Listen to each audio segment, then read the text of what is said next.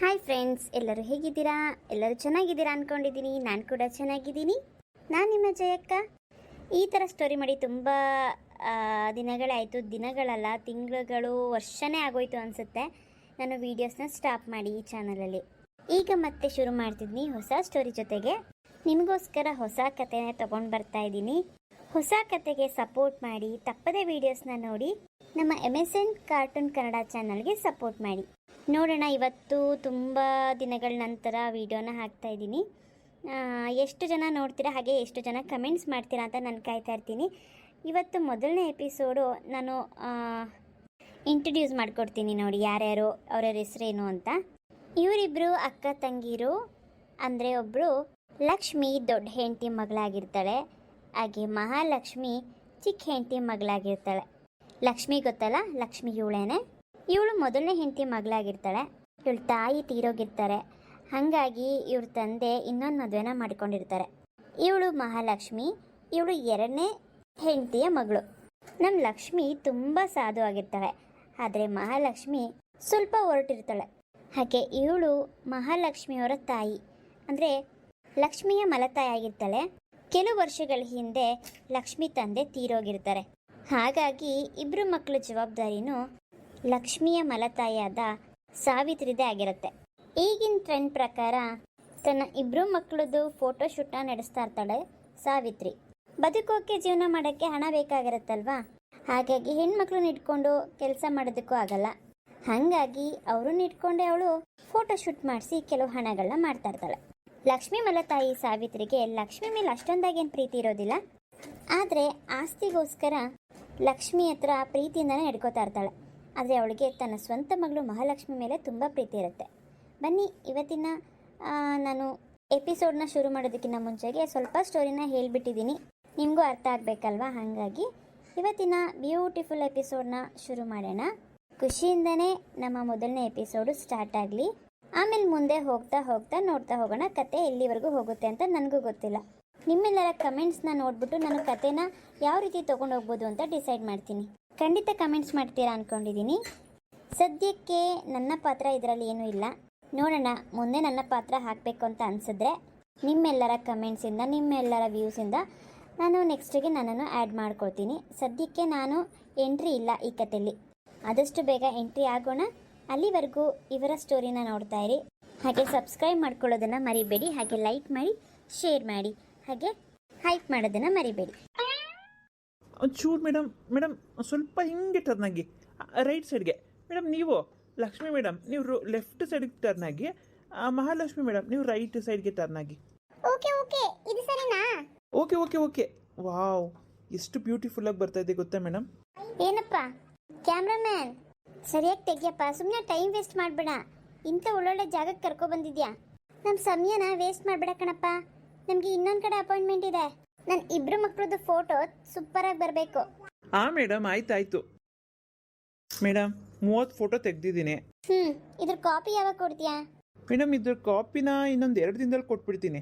ಅಲ್ಲಪ್ಪ, ಇವ್ರ ಫೋಟೋನ ನಾಳೆನೇ ಕೊಡ್ತೀನಿ ಅಂತ ಹೇಳಿದ್ದೆ. ಅಡ್ವಾನ್ಸ್ ಬೇರೆ ಇಸ್ಕೊಂಡ್ಬಿಟ್ಟಿದ್ದೀನಿ. ಬಿಡಿ ಮೇಡಮ್, ನಾನು ಅವ್ರ ಹತ್ರ ಮಾತಾಡ್ತೀನಿ. 2 ದಿನ ಬೇಕಾಗುತ್ತೆ. ನಾನು ಬೇರೆ ನಾಳೆ ಊರಲ್ಲಿ ಇರೋದಿಲ್ಲ. ನಾನು ಇವತ್ತೇ ಬರಲ್ಲ ಅಂತ ಹೇಳಿದ್ದೆ ನಿಮಗೆ. ಆದರೂ ನೀವು ಬಲವಂತ ಮಾಡಿದ್ರಿ ಅಂತ ಬಂದೆ. ಹೆಂಗೋ 4 ಕಾಸು ಸಿಗುತ್ತೆ ಅಂತ. ಏನಪ್ಪ ಮಾಡೋದು, ಅವ್ರ ಕಡೆಯಿಂದನೇ ಕ್ಯಾಮ್ರಾಮನ್ ಕರೆಸಿ ಅಂತ ಹೇಳಿದ್ದೆ. ಅವ್ರ ಕಡೆ ಕ್ಯಾಮ್ರಾಮನ್ ಸ್ವಲ್ಪ ಬ್ಯುಸಿ ಇದ್ದಾನಂತೆ, ಅದಕ್ಕೆ ನಾನೇ ತೆಗೆಸ್ಕೊಡ್ತೀನಿ ಅಂತ ಒಪ್ಕೊಂಡೆ ಈ ಡೀಲ್ನ. ಸರಿ ಮೇಡಮ್, ಆಯಿತು. ನನಗೆ ಫೋನ್ಪೇ ಮಾಡಿಬಿಡಿ, ನನಗೆ ಕ್ಯಾಶ್ ಬೇಡ. ಆಯಿತು, ನೀನು ಹೋಗು, ನಾನು ಮಾಡ್ತೀನಿ. ಲಕ್ಷ್ಮಿ, ಮಹಾಲಕ್ಷ್ಮಿ ಇಬ್ಬರು ತುಂಬಾ ಟಯರ್ಡ್ ಆಗಿರ್ಬೇಕಲ್ವಾ? ಹೌದಮ್ಮ, ತುಂಬಾ ಸುಸ್ತಾಗ್ತಿದೆ. ನನಗೂ ಅಷ್ಟೇ ಅಮ್ಮ, ಹೊಟ್ಟೆ ತುಂಬ ಊಟ ಮಾಡಿ ಇವಾಗ ಮಲ್ಕೋಬೇಕು ನಾನು. ಸರಿ, ಮನೆಗೆ ಹೋಗೋಣ. ಈ ಕಾಸ್ಟ್ಯೂಮ್ ಎಲ್ಲ ತೆಗೆದ್ಬಿಡಿ. ನಮಗೆ ಮಧ್ಯಾಹ್ನ ಮೇಲೆ ಇನ್ನೊಂದು ಕಡೆ ಅಪಾಯಿಂಟ್ಮೆಂಟ್ ಇದೆ, ಆವಾಗ ಬೇರೆ ಕಾಸ್ಟ್ಯೂಮ್ ಹಾಕೋಬೇಕು. ಯಾವ ಥರನಮ್ಮ? ಇದೇ ರೀತಿನಾ? ಇಲ್ಲ, ಟ್ರೆಡಿಷ್ನಲ್ ಅಲ್ಲ, ವೆಸ್ಟರ್ನ್ ಕಾಸ್ಟ್ಯೂಮ್ ಹಾಕೋಬೇಕಾಗತ್ತೆ. ವಾವ್, ವೆಸ್ಟರ್ನ್ ಕಾಸ್ಟ್ಯೂಮಾ? ನನಗಂತೂ ತುಂಬ ಇಷ್ಟ ಕಣಮ್ಮ.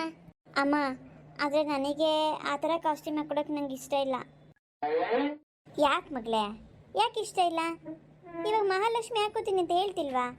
ಆದರೆ ನನಗೆ ಇಷ್ಟ ಇಲ್ಲಮ್ಮ. ನನಗೆ ಟ್ರೆಡಿಷ್ನಲ್ ಆಗಿದ್ದರೆ ಹೇಳಿ, ಫೋಟೋಶೂಟ್ ಮಾಡಿಸ್ಕೋತೀನಿ. ಆದರೆ ನಂಗೆ ವೆಸ್ಟರ್ನ್ ಹಾಕಿದ್ರೆ ಕ್ಯಾಮ್ರಾಮ್ಯಾನ್ ಮುಂದೆ ನಿಂತ್ಕೊಳ್ಳೋಕೆ ಮುಜುಗರ ಆಗುತ್ತೆ. ಮತ್ತು ಈ ರೀತಿ ದುಡ್ಡನ್ನ ಸಂಪಾದನೆ ಮಾಡೋದು ನಂಗೆ ಇಷ್ಟ ಇಲ್ಲ. ಹಾಗಂದ್ರೆ ಆಗುತ್ತಾ?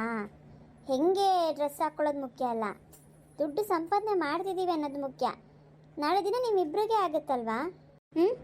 ಲಕ್ಷ್ಮಿ, ನೀನು ನನ್ನ ಹತ್ರ ಹಿಂಗೆ ಮಾತಾಡ್ತಿದ್ಯಾ? ಹಾಗಲ್ಲಮ್ಮ, ನನಗಿಷ್ಟ ಇಲ್ಲ ಅಂತ ಹೇಳಿದೆ. ಇಲ್ಲ ಇಲ್ಲ, ಇಷ್ಟಕ್ಕಷ್ಟ ಎಲ್ಲ ಹೇಳಬಾರ್ದಿಲ್ಲಿ. ನಿಮ್ಮ ತಂದೆ ಬೇರೆ ನಡು ನೀರಲ್ಲಿ ಕೈ ಬಿಟ್ಟು ಹೋಗ್ಬಿಟ್ರು. ಮುಂದೆ ನಾನು ಹೇಗೆ ಸಾಕಲಿ ನಿಮ್ಮನ್ನು? ನೀವಿಬ್ಬರು ಮದುವೆ ಬೇರೆ ಮಾಡಬೇಕು. ನಾವು ಹೇಗಾದರೂ ಮಾಡಿ ಹಣ ಸಂಪಾದನೆ ಮಾಡಿಲ್ಲ ಅಂದರೆ ಒಳ್ಳೆ ಹುಡುಗ ಸಿಗಲ್ಲ ನಿಮಗೆ. ಹೌದಮ್ಮ, ನೀ ಹೇಳ್ತೀರ ನಿಜಾನೇ. ಚೆನ್ನಾಗಿ ದುಡ್ಡು ಸಂಪಾದನೆ ಮಾಡಬೇಕು, ಒಂದು ಒಳ್ಳೆ ಹುಡುಗನ ನೋಡಿ ಮದುವೆ ಮಾಡ್ಕೊಬಿಡ್ಬೇಕು. ಅವನು ತುಂಬ ರಿಚ್ ಆಗಿರಬೇಕು, ಕೈಗೊಬ್ಬರು ಕಾಳಿಗೊಬ್ಬರು ಹಾಳುಗಳಿರಬೇಕು. ಪ್ರತಿಯೊಂದಕ್ಕೂ ಆಳಿರ್ಬೇಕು ಕಣಮ್ಮ. ಕುತ್ಕೊಂಡ್ರೊಬ್ರು ನಿಂತ್ಕೊಂಡ್ರೊಬ್ರು, ಕಣ್ಬಿಟ್ಟು ಕಡೆ ಎಲ್ಲ ಆಳುಗಳೇ ಇರಬೇಕು. ನಾವು ಆರಾಮಾಗಿ ತಿನ್ಕೊಂಡು ಮಲ್ಕೋಬೇಕು. ಇದೇ ನನ್ನ ಆಸೆ. ಆಯಿತು, ಆಸೆ ಪಡುವಂತೆ. ಹಾಗೆ ಆಗಲಿ ಬಿಡು. ಹೀಗೆಲ್ಲ ಆಸೆಗಳು ಈಡೇರಬೇಕು ಅಂದರೆ ನೀವು ಕಷ್ಟಪಟ್ಟು ಫೋಟೋಶೂಟ್ ಮಾಡಿಸ್ಕೊಂಡು ದುಡಿಲೇಬೇಕು. ಏನು ಲಕ್ಷ್ಮಿ, ನಿನಗೂ ಇದೇ ರೀತಿ ಆಸೆ ಇಲ್ವಾ? ಇಲ್ಲಮ್ಮ, ನನಗೆ ದುಡ್ಡಿಗಿಂತ ಒಳ್ಳೆ ವ್ಯಕ್ತಿನ ಮದುವೆ ಮಾಡ್ಕೋಬೇಕು ಅನ್ನೋದು ಆಸೆ. ಒಳ್ಳೆ ಗುಣವಂತ ಆಗಿರಬೇಕು, ಒಳ್ಳೆ ಹೃದಯವಂತ ಆಗಿರಬೇಕು. ದುಡ್ಡು ಬೇಕಾದರೆ ಆಮೇಲೂ ಸಂಪಾದನೆ ಮಾಡ್ಬೋದು. ದುಡ್ಡಿನ ದುರಾಸೆಗೋಸ್ಕರ ನಾನು ನನ್ನ ಜೀವನ ಹಾಳು ಮಾಡ್ಕೊಳ್ಳೋಕೆ ಇಷ್ಟ ಇಲ್ಲ. ದುಡ್ಡಿರೋ ಸಿಗ್ತಾನೋ ಇಲ್ವೋ ನನಗೆ ಗೊತ್ತಿಲ್ಲಮ್ಮ, ಆದರೆ ನನ್ನನ್ನು ಪ್ರೀತಿಯಿಂದ ನೋಡ್ಕೊಳ್ಳೋ ಜವಾಬ್ದಾರಿ ಇರೋವಂಥ ಹುಡುಗ ಬೇಕು. ನೀನು ಈಗಿನ ಕಾಲದವಳಲ್ಲ ಬಿಡು. ನಿಮ್ಮಪ್ಪ ಹೇಳ್ತಾ ಇದ್ರು, ನಿಮ್ಮಮ್ಮ ಕೂಡ ಹೀಗೆ ಅಂತೆ ನಿನ್ನ ಥರನೇ. ಹೀಗೆ ಆದರೆ ತುಂಬ ಕಷ್ಟ. ನನ್ನ ಮಾತು ಕೇಳು, ನಾನು ಹೇಳ್ದಂಗೆ ಕೇಳು, ನಿನ್ನ ಜೀವನ ಹೇಗಿರುತ್ತೆ ನೋಡು. ಅಮ್ಮ, ನಾನಂತೂ ನಿನ್ನ ಮಾತೇ ಕೇಳೋದು. ಒಳ್ಳೆ ಹುಡುಗ, ಹೀರೋ ಇದ್ದಂಗಿರಬೇಕು, ಮನೆ ಕಡೆ ಫುಲ್ ರಿಚ್ ಆಗಿರಬೇಕು ಅಂಥ ಹುಡುಗನೇ ನಾನು ಮದುವೆ ಮಾಡ್ಕೊಳ್ಳೋದು. ನನ್ನ ಮಗಳು ಗುಣ ನನಗೆ ಗೊತ್ತಿಲ್ವಾ? ಏನು ಲಕ್ಷ್ಮಿ, ನೋಡು, ನಿನ್ನ ತಂಗಿ ನೋಡಿ ಕಲಿ. ಜೀವನ ದೊಡ್ಡದೇನಿಲ್ಲ, ತುಂಬಾ ಚಿಕ್ಕದು. ಇವತ್ತಿದ್ದವ್ರು ನಾಳೆ ಇರ್ತೀವಿ ಅನ್ನೋದು ಗ್ಯಾರಂಟಿ ಇಲ್ಲ. ಈ ಪ್ರಪಂಚದಲ್ಲಿ ಅಂದ ಚಂದ ಪ್ರೀತಿಗಿಂತ ದುಡ್ಡೇ ಮುಖ್ಯ. ದುಡ್ಡಿದ್ರೆ ಎಲ್ಲನೂ ಸಿಗುತ್ತೆ. ಪ್ರಪಂಚನ ಇನ್ನೂ ಅರ್ಥ ಮಾಡ್ಕೊಂಡಿಲ್ಲ ನೀನು. ಸರಿ, ನಡೀರಿ, ವೆಸ್ಟರ್ನ್ ಡ್ರೆಸ್ ಹಾಕೊಬೇಕು. ಆರ್ಡ್ರ್ ಮಾಡಿದ್ದೆ, ಇಷ್ಟೊತ್ತಿಗೆ ಮನೆಗೆ ಬಂದಿರುತ್ತೋ ಏನೋ. ಸುಮ್ಮನೆ ಅವ್ರು ವೆಯ್ಟ್ ಮಾಡ್ತಾ ಕೂತ್ಕೋತಾರೆ, ಎಕ್ಸ್ಟ್ರಾ ಚಾರ್ಜ್ ಬೇರೆ ಕೊಡಬೇಕಾಗುತ್ತೆ. ಒಂದು ದಿನಕ್ಕೆ 2,000 ರೂಪಾಯಿ ತೊಗೋತಾನೆ ಅವನು ಕಾಸ್ಟ್ಯೂಮ್ಗೆ. ಒಟ್ಟು 4,000 ರೂಪಾಯಿ. 4,000 ರೂಪಾಯಿ ಖರ್ಚು ಮಾಡ್ತಿದ್ದೀವಿ ಅಂತಂದರೆ 8,000 ರೂಪಾಯಿ ದುಡಿಯೋ ಥರನಾದರೂ ಇರಬೇಕು ತಾನೆ. ನಾನು ಎಷ್ಟು ಕಷ್ಟಪಡ್ತಿದ್ದೀನಿ ಅಂತ ನಿಮಗೆ ಗೊತ್ತಾಗಲ್ಲ. ಸಾರಿ ಅಮ್ಮ, ನನಗೆ ಅನಿಸಿದ್ದು ನಾನು ಹೇಳಿದೆ. ಆಯಿತು ಬಿಡು. ನಿನ್ನ ಮಿಸ್ಟೇಕ್ಗಳನ್ನ ನಾನು ತುಂಬ ಸತಿ ಕ್ಷಮಿಸಿದ್ದೀನಿ. ಆದರೆ ಮುಂದೆನೂ ಹೀಗೆ ಇರುತ್ತೆ ಅಂತ ಅಂದ್ಕೋಬೇಡ. ನೀನು ದೊಡ್ಡೋಳು.